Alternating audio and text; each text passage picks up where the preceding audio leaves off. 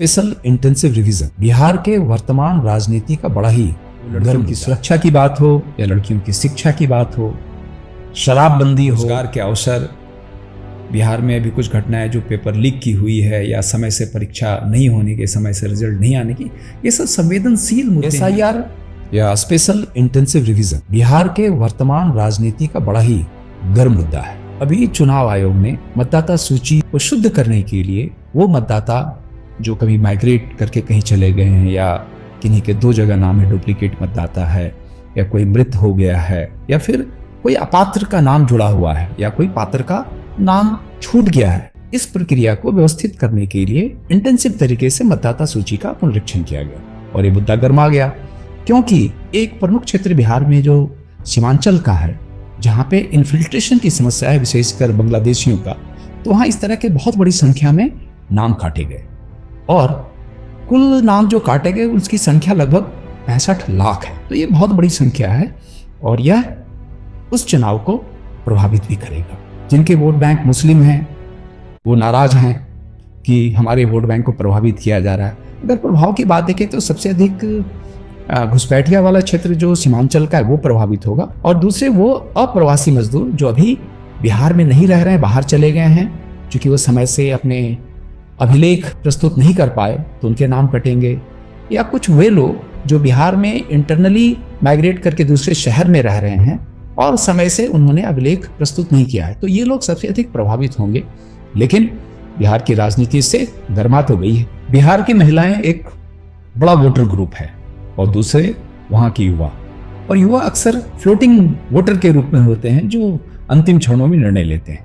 2010 के बाद से महिला वोटर कुछ ज्यादा ही बिहार में जागरूक दिखे हैं और कई मुद्दे उनको प्रभावित कर रहे हैं। वो लड़कियों की सुरक्षा की बात हो या लड़कियों की शिक्षा की बात हो, शराबबंदी हो, और नीतीश कुमार ने शराबबंदी वाले मुद्दे को काफी उसका उपयोग भी उसने किया। वे मुद्दे जो महिलाओं को ज्यादा प्रभावित करते हैं उनमें लड़कियों की शिक्षा है, सुरक्षा है।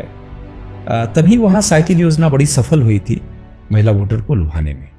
इसके अलावा शराबबंदी ने भी महिलाओं को खूब प्रभावित किया और इसका नीतीश कुमार को लाभ भी मिला था। इसके अलावा जो रेगुलर मुद्दे हैं, महंगाई जो सीधे सीधे परिवार को प्रभावित करते हैं, और जन कल्याणकारी योजनाएं जो लगातार राज्य और केंद्र सरकार के द्वारा चलाए जा रहे हैं। अभी हाल में वृद्धावस्था पेंशन सीधे सीधे अकेले महिलाओं से तो नहीं जुड़ा है, लेकिन उसको भी बढ़ाकर 400 रुपये प्रति माह कर दिया गया है, जिससे 1 करोड़ से ज्यादा वोटर्स को इसमें लाभ मिलेगा।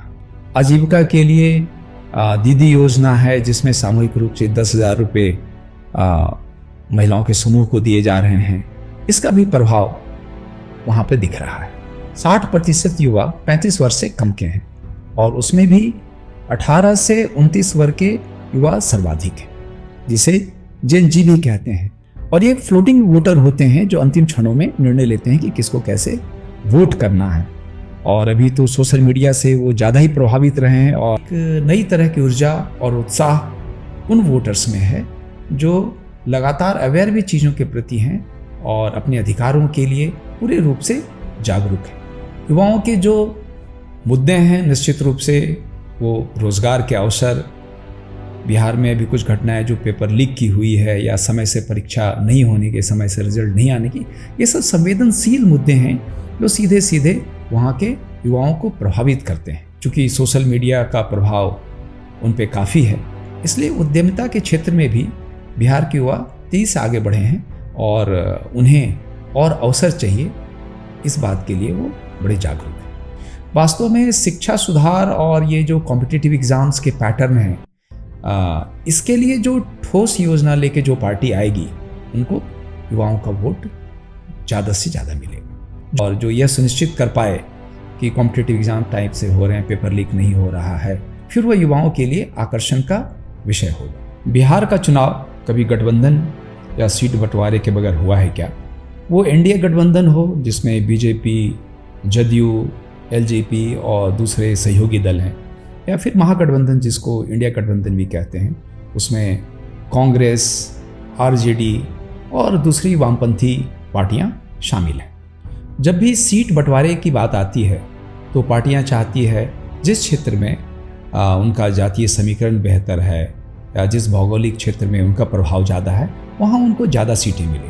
और इस सीट बंटवारे में हमेशा कई प्रकार का विवाद होता ही है।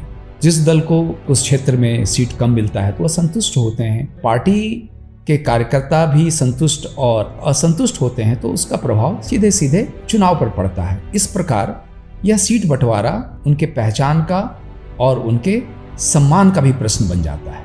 महागठबंधन में आरजेडी चाहेगी कि जहाँ पे यादव वोट ज़्यादा है या मुस्लिम वोट ज़्यादा है वहाँ उसको ज़्यादा से ज़्यादा सीटें मिले, और कांग्रेस का वोट बैंक चूँकि पहले से कुछ बढ़ा है तो वो भी विशेष रूप से सवर्ण और दूसरे क्षेत्र में अपने सीट बढ़ाना चाहेगी कि उससे ज़्यादा हिस्सेदारी मिले। तो ये विवाद तो कई प्रकार के होते ही हैं और ये होंगे। और जब विवाद होता है और पब्लिक में बहुत तरह की बयानबाजी होती है तो लोगों को लगता है गठबंधन कमज़ोर है। ये भी चैलेंज होता है गठबंधनों के सामने कि कैसे उनको लेके चलें और कैसे विवाद कम हो और बयानबाजी कम हो। निश्चित ही बिहार का चुनाव सिर्फ मुद्दों पे नहीं होगा, चेहरों पे नहीं होगा, बल्कि गठबंधन और सीट बंटवारे के आधार पे होगा, और जो बहुत ही महत्वपूर्ण होगा कि उसका रिजल्ट किस ओर जाता है। लेकिन यह मुद्दे खत्म नहीं हो रहे हैं, अभी चुनाव हुआ नहीं है, अभी भी 2 महीने का समय बचा है, अभी भी कई मुद्दे उछलेंगे, नए विवाद खड़े होंगे, नए एडजस्टमेंट बनेंगे, क्योंकि बिहार का चुनाव पूरे राष्ट्र को प्रभावित करने वाला है।